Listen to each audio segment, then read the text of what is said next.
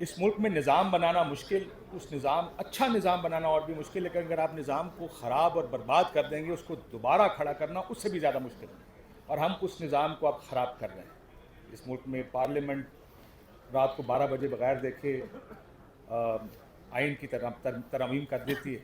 Supreme court میں جو حالات ہیں وہ دیکھیں آپ، باہر سے لا کے ہائی کورٹس میں چیف جسٹسز لگا دیے گئے ہیں۔ اب یہ ادارے ہیں پاکستان کے، میں جب ہمارے پہ کیسز میرے پہ بننے شروع ہوئے تو ایک مشورہ مجھے یہ دیا گیا، کوشش کریں، خاص کر جب پیمرا کا پہلا نوٹس آیا اور مجھ پہ کیس بنا، کہ کوشش کریں فیصلہ خلاف نہ ہو، کیونکہ آگے کسی جگہ آپ کو ریمیڈی نہیں ملے گی۔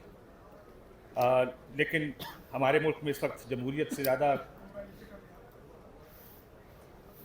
جمہوریت کی جو حالت ہے، زیادہ اگر کہیں کہ منی مارشل لا نما نظام ہے تو شاید غلط نہیں ہوگا، لیکن یہ اب سے ہمارا مسئلہ شروع نہیں ہوا۔ میں پہلے بھی یہ کہہ چکا کہ یہ ہائیبرڈ نظام اس نے اس میڈیا کو بہت نقصان پہنچایا، جب پاور سینٹر سارے اکٹھے ہو گئے۔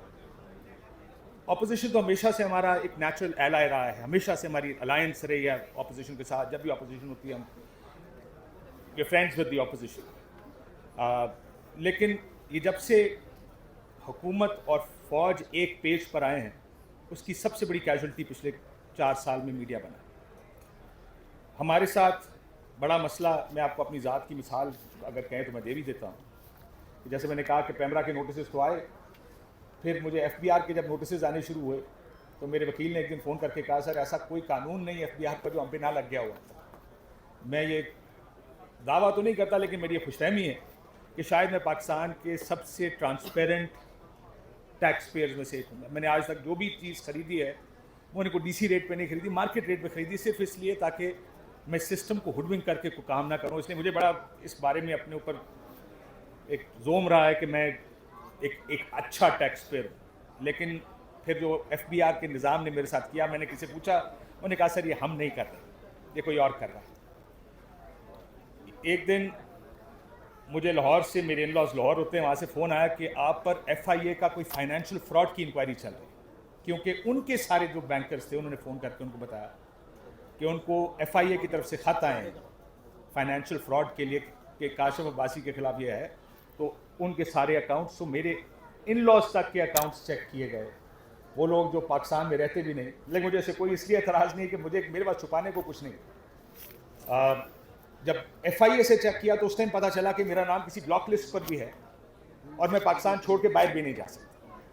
جب میں نے اس کے بارے میں ایک ٹویٹ کی تو مجھے 10 فون اور دوستوں کی طرف سے آ گئے جو ہمارے صحافتی دوست ہیں، کہتے ہیں کہ جوائن دا کلب، ہم بھی پاکستان سے باہر نہیں جا سکتے۔ میری بیوی ایک دن اکاؤنٹ اپنا آپریٹ کرنے بینک گئی، پتہ چلا اکاؤنٹ فریز ہو گیا۔ میں نے اس کے اوپر ٹویٹ کی، بہت سے لوگ دوستوں کے پھر میسج آ گئے جوائن دا کلب، ہمارے بھی اکاؤنٹس فریز ہو گئے۔ میں نے تو سنا وہ اسد طور میرا چھوٹا بھائی ہے، اس نے طوطے خریدے تھے، جس شخص سے طوطے خریدے تھے اس کے اکاؤنٹ بھی فریز تھے اس میں۔ سو یہ حالات، اور یہ میں ایک چھوٹی سی آپ کو مثال دے رہا ہوں، بہت سی چیزیں ایسی ہیں جو شاید پھر کسی وقت ہم بات کریں گے، گزارا اس حد تک رہتی نہیں بات اسے آگے بھی جاتی ہے، بہت سی چیزیں ہمیں کہی جاتی ہیں، کنوے کی جاتی ہیں۔ سو ہمارے لیے حالات بڑے مشکل، صرف اس لیے ایک تو جب آپ آفر کیا جاتا ہے وہ تو آپ کو آفر کر دیتے ہیں۔ میں اکیلا آفر نہیں ہوں، میرے خیال ہے بہت سے اور دوست بھی ہمارے آفر ہیں۔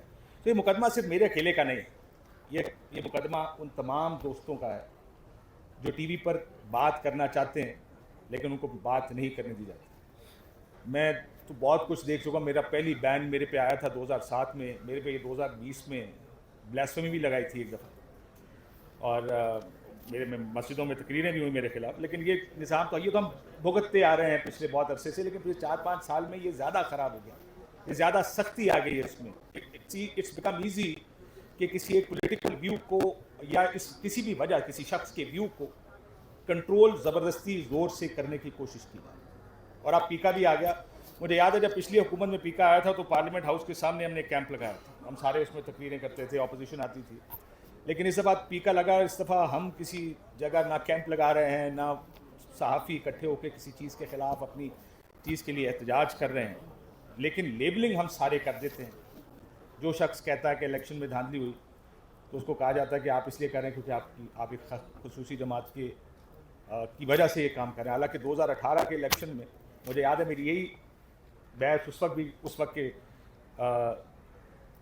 फौजियों से भी हुई थी, जब मैं कहता था कि प्री पोल तो हुई है, तो जब वो कहते थे कि आप कैसे ये टीवी पर बैठ के कह सकते हैं, लेकिन मसला यहाँ पर ये कि आप उसकी सज़ाएं देनी शुरू कर दी पहले ही लेकिन पिछले 4-5 साल में जैसे मैंने कहा कि ये बहुत ज़्यादा बढ़ना शुरू हो गया। FIA के मुकदमे, मुझे नहीं पता, नैब जाऊँगा तो शायद नैब का भी कोई मुकदमा बना हो, FBR, पेमरा, कोई चीज़ इन्होंने छोड़ी नहीं कि जिसका सामना हमें ना करना पड़ा हो। ये भी 2-3 महीने में थोड़ा सा सुकून आया।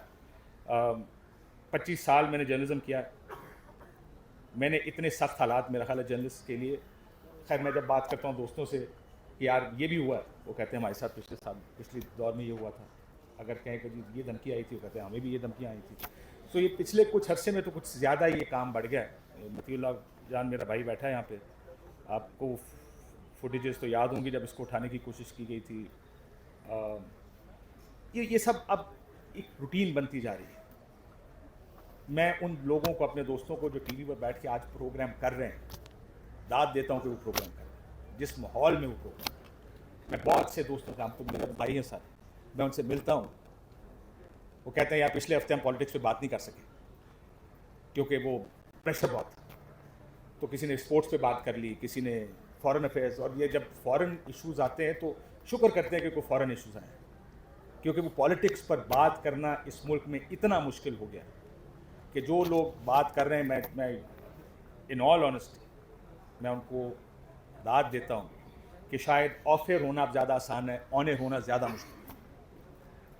बहुत से लोग जब ये अपनी फ्रस्ट्रेशंस, हम सारे बैठते हैं, वो फ्रस्ट्रेशन में रोज कि किस तरह लोग, हमारे दोस्त साफ़ी फ्रस्ट्रेटेड हैं इस टाइम कि किस हद तक पाबंदी है, कि किस हद तक जाके कहा जाता है कि ये नहीं चलेगा, ये नहीं चलेगा, ये गेस्ट नहीं आएगा। जिस दिन रात को कोई गेस्ट आए, एक मैसेज आता है कि ये गेस्ट टीवी पर नहीं आएगा।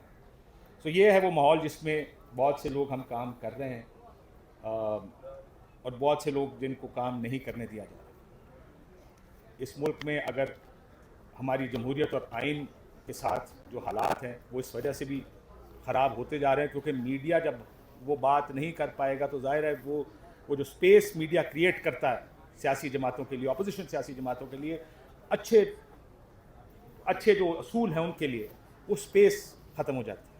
आज मेरे बहुत से दोस्त टीवी पर बैठकर बहुत प्रेशर्स के अंदर काम कर रहे हैं और वो इन बहुत से इशूज़ पे बात नहीं कर सकते। उम्मीद करते हैं कि सेंस विल प्रिवेल। अभी शायद खाकान भाई साहब ने, भाई ने मेरे कहा कि मीडिया में आवाज़ अब नहीं उठ सकती है, उसकी यही वजह शायद, क्योंकि मीडिया में आवाज़ उठाने की अब इजाज़त नहीं देते। क्या टॉपिक्स आएंगे, नहीं, कुछ टॉपिक्स की इजाज़त, कुछ लोगों को बुलाने की इजाज़त नहीं है। तो इसलिए ये बहुत कदगने को, बहुत पाबंदियाँ हैं जिसके अंदर ये मीडिया काम कर रहा है। और ये लड़ाई आपकी ज़ाहिर है, लेकिन हमें एज मीडिया, हमने माजी में बहुत लड़ाइयाँ लड़ी हैं।